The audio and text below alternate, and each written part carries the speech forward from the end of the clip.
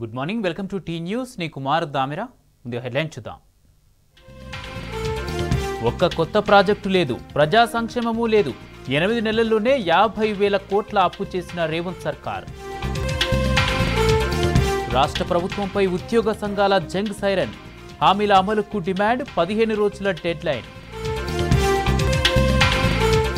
కేసీఆర్ కృషి ఫలితమే సీతారామ ప్రాజెక్టు అన్న హరీష్ రావు. క్రెడిట్ కొట్టేసేందుకు కాంగ్రెస్ అపసోపాలు పడుతుందని ఫైర్. 8 నెలల్లో గురుకులాల్లో 36 మంది విద్యార్థుల మృతి.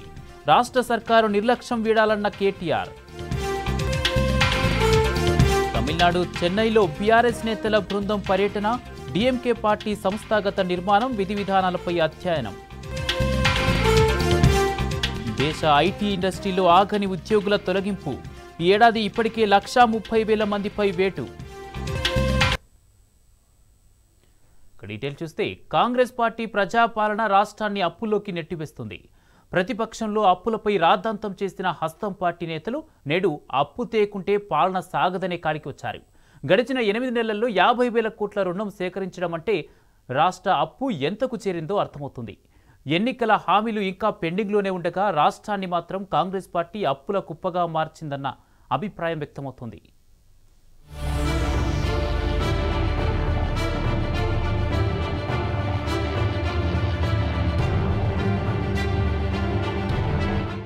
After 2 months story reverse.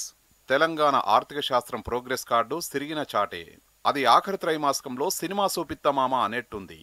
ఇప్పటికే రాష్ట్రానికి కొత్త అప్పులు తడిసి మోపెడయ్యాయి. గడిచిన 8 నెలల్లో ఏకంగా 50,000 కోట్ల రుణం సేకరించారు. పథకాల తీరు చూస్తే ఎక్కడ వేసిన గొంగలి అక్కడే అన్న చందం. పాలకులు నెరవేర్చాల్సిన ఎన్నికల హామీలు అనేకం అట్లుండగానే బాకీల పద్దు మాత్రం కుప్పలు కుప్పలుగా పేరుకుపోతోంది. ఎఫ్ఆర్బిఎం పరిధికి లోబడి చేయాల్సిన రుణ పరిమితి మరో 2 నెలలతో ముగిసిపోనుంది. ఆ తర్వాత ఇక దింతాక్కనే అన్నది ఆర్థిక శాఖ వర్గాల ఉవాచ.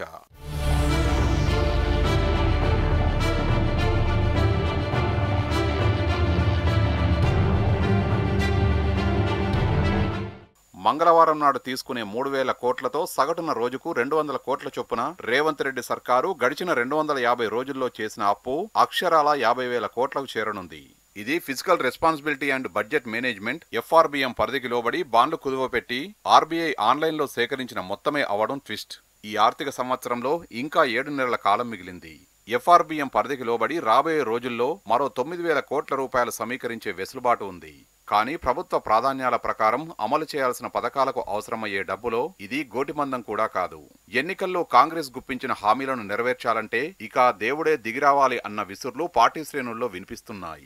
ఇంకో 2 నెలలు గడిస్తే అంటే ఈ ఆర్థిక సంవత్సరం చివరి త్రైమాసికంలో ఆర్థిక ప్రగతి పాలకులకు సినిమా చూపించడం ఖాయమని స్పష్టమవుతుంది.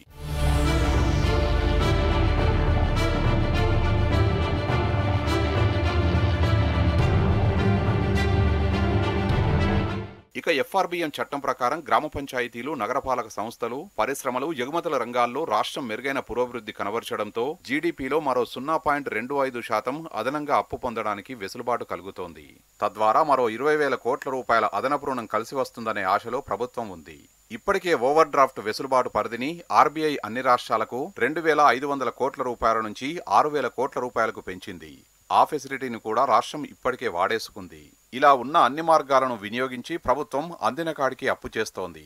అంతా బాగానే ఉంది. కానీ రాష్ట్రాన్ని అప్పులపాలు చేశారని గత ప్రభుత్వాన్ని నిందించిన రేవంత్ అండ్ కో టీం ఇప్పుడు ఏ విధానాన్ని ఫాలో అవుతున్నారన్నది ఆర్థిక రంగ నిపుణుల డౌటానుమానం.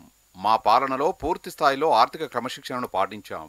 రాష్ట్రానికి మార్కెట్లో పరపతి లేకుండా ఎఫ్ఆర్బిఎం రుణాలు పుట్టవు అని ఘంటాపదంగా చెప్తూ వస్తున్న విమర్శలాపని అప్పటి ప్రతిపక్ష నేత, ఇప్పటి ముఖ్యమంత్రి ఏం బదులిస్తారని బీఆర్ఎస్ నాయకత్వం నిలదీస్తోంది.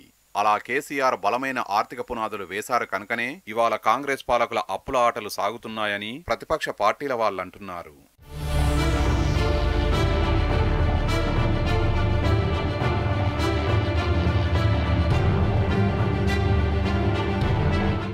ఇక ఈ ఆర్థిక సుడిగుండం నుంచి బయటపడేందుకు రాష్ట్ర ప్రభుత్వం ప్రజల నడ్డి విరవనుంది.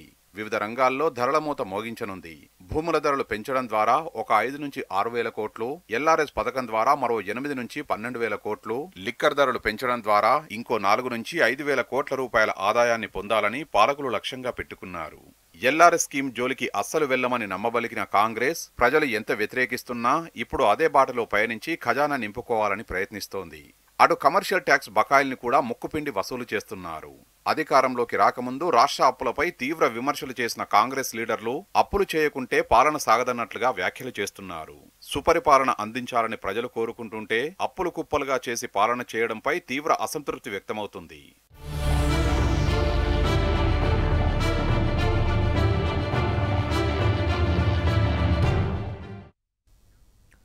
రేవంత్ సర్కారుపై ఉద్యోగులు జంగ్ సైరన్ మోగించారు. 53 ఉద్యోగ సంఘాలు ఏకమై ప్రభుత్వానికి డెడ్లైన్ విధించాయి. ఆ రోజు తెలంగాణ కోసం జేఏసీని ఏర్పాటు చేశామని, ఇప్పుడు ప్రభుత్వంపై పోరాడడానికి జేఏసీని ఏర్పాటు చేస్తున్నామని ఉద్యోగ సంఘాల నేతలు తెలిపారు. మేనిఫెస్టోలో పీఆర్సీ, టీఏ, డీఏ అని ఊరించిన 9 నెలలు అయినప్పటికీ ఇంకా ఇవ్వలేదని ఆగ్రహం వ్యక్తం చేశారు. సీఎం తమను కలిసి సమస్యలు పరిష్కరిస్తానని చెప్పినా కార్యరూపం దాల్చలేదన్నారు. ఇప్పుడు తమను కలిసే పరిస్థితుల్లో సీఎం లేరని నిప్పులు చెరిగారు.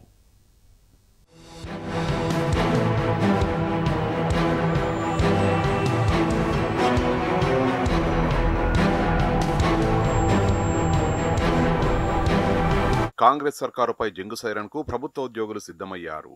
15 రోజుల్లో భవిష్యత్తు కార్యాచరణ ప్రకటిస్తామని ఉద్యోగ జేఏసీ నేతలు స్పష్టం చేశారు. ఇక నుంచి తమ ఉద్యమాన్ని మరింత ఉధృతం చేస్తామని హెచ్చరించారు. ఉమ్మడి పాలనలో ఆత్మగౌరవం దక్కక విధి నిర్వహణలో అవహేళనలు, ద్వితీయ శ్రేణి పౌరులుగా అవమానాలు ఎదుర్కొన్న ఉద్యోగులు తెలంగాణ మలిదశ పోరాటంలో ప్రధాన భూమిక పోషించారు. ఉద్యోగ సంఘాలన్నింటినీ ఏకం చేసి జేఏసీగా ఏర్పడి రాజకీయ పార్టీలతో సమానంగా ప్రత్యేక రాష్ట్రం కోసం ఉద్యమించారు. పెన్షన్లు, నల్ల బ్యాడ్జీలతో నిరసనలను కొనసాగించడమే కాకుండా సకల జనుల సమ్మెలో కీలక పాత్ర పోషించారు.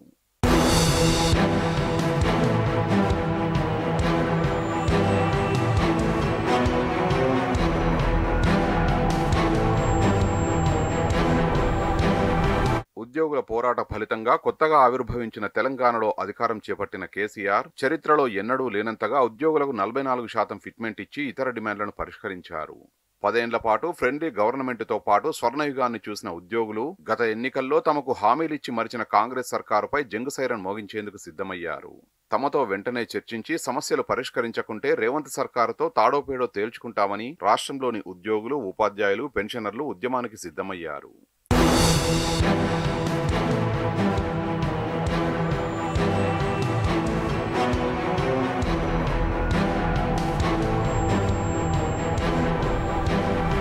కాంగ్రెస్ ఇచ్చిన హామీలు అమలు చేయకపోవడంపై గుర్రుగా ఉన్న ఉద్యోగ సంఘాలన్నీ ఒక్కతాటిపైకి వచ్చి జేఏసీగా ఆవిర్భవించాయి. నాంపల్లిలోని టీఎన్జీఓ భవన్లో ఎంప్లాయీస్ జేఏసీ ఆవిర్భావ సమావేశం జరిగింది. గెజిటెడ్, నాన్ గెజిటెడ్ ఉద్యోగులు, టీచర్, అవుట్సోర్సింగ్, 4వ తరగతి ఉద్యోగ సంఘాలు, పెన్షనర్లకు సంబంధించిన 53 సంఘాలు సమావేశానికి హాజరై జేఏసీలో భాగస్వామ్యమయ్యాయి. ఉద్యోగులు, ఉపాధ్యాయులు, పెన్షనర్ల సమస్యలు పరిష్కరించాలని, తమకు ఇచ్చిన హామీలను నెరవేర్చాలని తెలంగాణ ఎంప్లాయీస్ జేఏసీ ప్రభుత్వాన్ని డిమాండ్ చేసింది.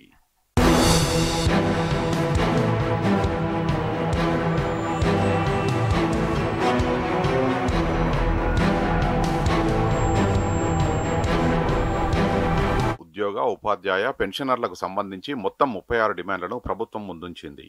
ప్రధాన డిమాండ్లలో సిపిఎస్ రద్దు చేసి పాత పెన్షన్ అమలు, 4 బకాయి డిఏలను విడుదల చేయాలన్నారు.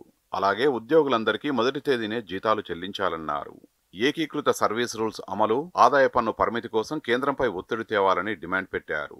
ఉద్యోగులకు మెరుగైన ఫిట్మెంట్తో పీఆర్సీ అమలు, డిపార్ట్మెంట్ల వారీగా కారుణ్య నియామకాలు చేపట్టాలన్నారు. ఉద్యోగంలో రిటైర్డ్ అయిన వారిని విధుల్లోకి తీసుకోవద్దన్నారు. ఉద్యోగులపై ఉన్న అక్రమ కేసులు ఎత్తేయాలన్నారు.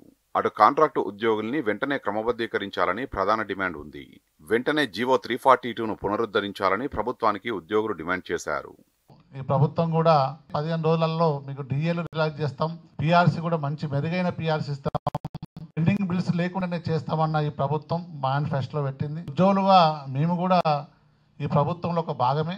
4 డిఏలు, వాస్తవానికి 4 డిఏలు రాకపోవడం, గతంలో 2 డిఏలే ఇవ్వకుంటే మేము సమ్మెకు పోయే పరిస్థితి. ఇలా 4 డిఏలు, ఇంకొక డిఏ ఇస్తే కేంద్రం ప్రకటిస్తే 5వ డిఏ కూడా ఇంకా ఇలా బాకీ ఉన్న సందర్భాన్ని గుర్తు చేస్తున్నాం. 10-15 రోజులలో ఒక కార్యాచరణ చేసేసి ఒక కార్యాచరణ ప్రకటించడానికి ఇలా అందరం నిర్ణయించుకున్నాం. మా జేఏసీని కూడా కాన్స్టిట్యూట్ చేసుకొని మరొక ఉద్యమానికి ముందుంటాం. ప్రతి నెల 1వ తారీఖు నాడు అందరి ఉద్యోగస్తులకు వేతనాలు ఇస్తున్నామని చెప్పినప్పటికీ చాలామంది ఉద్యోగస్తులకు మొదటి తేదీన రావడం లేదు. ఇవాళకి కూడా రానటువంటి ఉద్యోగస్తులు ఉన్నారు. జీతాలు వెంటనే చెల్లించేటట్టు చర్యలు తీసుకోవాల్సినటువంటి అవసరం ఉంది. డిమాండ్ల పరిష్కారానికి చొరవ చూపాలని, లేదంటే 15 రోజుల్లో తమ కార్యాచరణ ప్రకటిస్తామని అల్టిమేటం జారీ చేసింది. సర్కారు స్పందించి వెంటనే తమను చర్చలకు పిలవాలని, లేదంటే ఆందోళనల్ని ఉధృతం చేస్తామని హెచ్చరించింది. టీఈజేఏసీ ఆవిర్భావంతో పాటు 15 మందితో స్టీరింగ్ కమిటీని ఏర్పాటు చేశారు. కాంగ్రెస్ అధికార ప్రతినిధి హర్షవర్ధన్ రెడ్డి వ్యవస్థాపక అధ్యక్షుడిగా ఉన్న పీఆర్టీయూ టీజీ సైతం ఇదే జేఏసీలో భాగస్వామ్యులయ్యారు.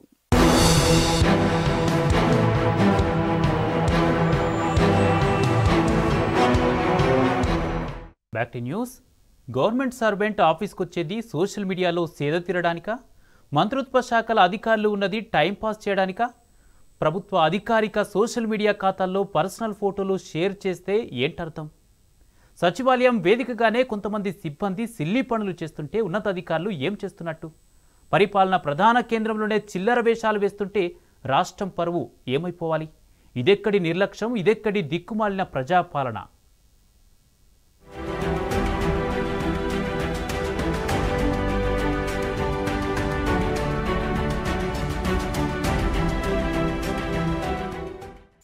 ప్రజాపాలన మాంచి నిద్రమత్తులో జోగుతోంది. పాలనంతా ఎక్కడ వేసిన గొంగలి అక్కడే అన్నట్టుగా బద్ధకంగా తయారైంది. ప్రజా సమస్యలను వినే నాథుడు లేడు. జనం గోడు పట్టించుకునే పాలకుడు లేడు. ఆవు చేలో మేస్తే దూడ గట్టున మేస్తుందా? సగం సర్కార్ అమెరికాలో విహరిస్తుంటే బాసులు లేరు కాబట్టి ఇక్కడున్న అధికార గణం ఎంచక్కా ఎంజాయ్ చేస్తుంది. మంత్రుల పేషీ నుంచి అధికారుల దాకా టైంపాస్ వర్క్ కల్చరే నడుస్తోంది.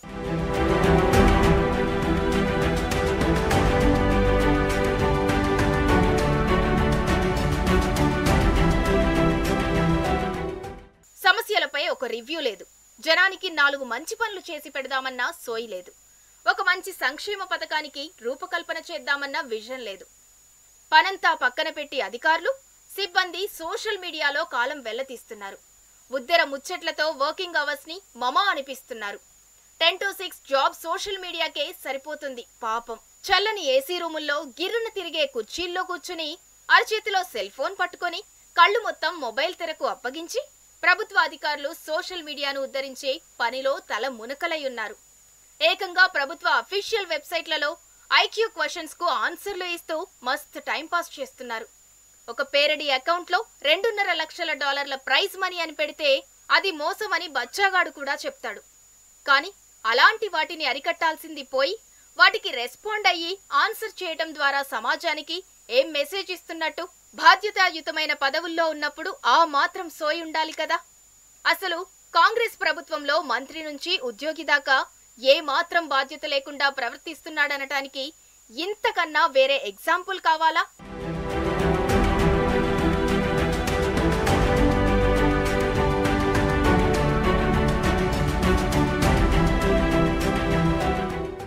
సీఎం పీఆర్ఓ అంటే ఎలా ఉండాలి? ప్రభుత్వ కార్యకలాపాలకు సంబంధించిన సమాచారం క్షణాల్లో ప్రజలకు చేరవేయాలి. అన్ని శాఖల సమాచారం పబ్లిక్ డొమైన్లో ఉంచేలా చర్యలు తీసుకోవాలి. ముఖ్యమంత్రి కార్యాలయ కార్యకలాపాలను అనునిత్యం ప్రజల ముందుంచాలి. కానీ మన సీఎం పీఆర్ఓ అయోధ్యారెడ్డి ఏం చేస్తున్నారో తెలుసా? తీరిగ్గా సోషల్ మీడియా ప్లాట్ఫామ్స్ ఓపెన్ చేసి లైకులు కొడుతున్నారు. పనికిరాని డేటా షేర్ చేస్తూ ఫుల్ బిజీగా ఉన్నారు. కామెంట్లతో తీరిక లేకుండా గడుపుతున్నారు. సోషల్ మీడియా వెబ్సైట్లలోని పజిల్స్ కు ఆన్సర్స్ చేస్తూ యమా బిజీగా ఉన్నారు సీఎం పీఆర్ఓ అయోధ్యారెడ్డి. పోనీ ఆయనిచ్చే ఆన్సర్లైనా రైటా అంటే అన్ని శుద్ధ తప్పులే.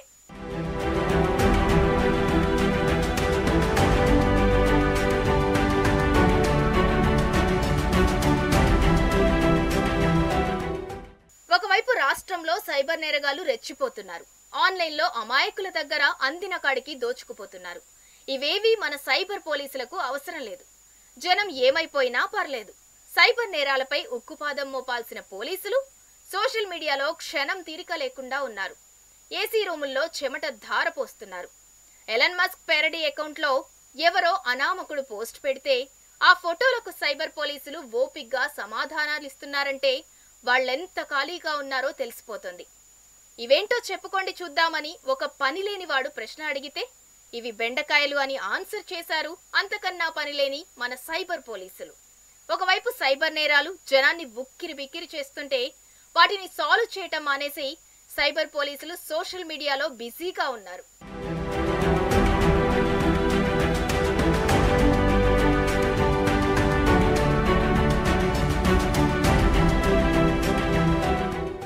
రాష్ట్రం ఒకవైపు వైరల్ ఫీవర్లతో అల్లాడిపోతోంది. ప్రజారోగ్యం ఐసీయూలో మినుకుమంటుంటే వైద్యారోగ్య శాఖ సిబ్బంది మాత్రం పని వదిలేసి కాలక్షేపం చేస్తున్నారు. వైద్యారోగ్య శాఖ మంత్రి కార్యాలయంలోని అఫీషియల్ వెబ్సైట్ నిర్వాహకులు పజిల్స్ సాల్వ్ చేసుకుంటూ కూర్చున్నారు. ఐక్యూ క్వశ్చన్స్ కు ఓపిక తెచ్చుకొని మరీ జవాబులు ఇస్తున్నారు. డెంగీ, వైరల్ ఫీవర్, సీజనల్ వ్యాధులపై ప్రజలకు అవగాహన కల్పించాల్సింది పోయి సోషల్ మీడియాలో లైక్, షేర్, కామెంట్లతో టైం పాస్ చేస్తున్నారు వైద్యారోగ్య శాఖ సిబ్బంది.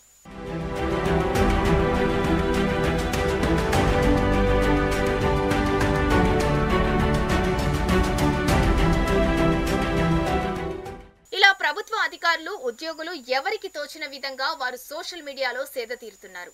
అధికారిక సోషల్ మీడియా ఖాతాల్లో పర్సనల్ ఫోటోలు షేర్ చేస్తుంటే దానికి ఏకంగా సెక్రటేరియట్ నే వేదికగా వాడుకుంటుంటే ఉన్నతాధికారులు ఏం చేస్తున్నారు?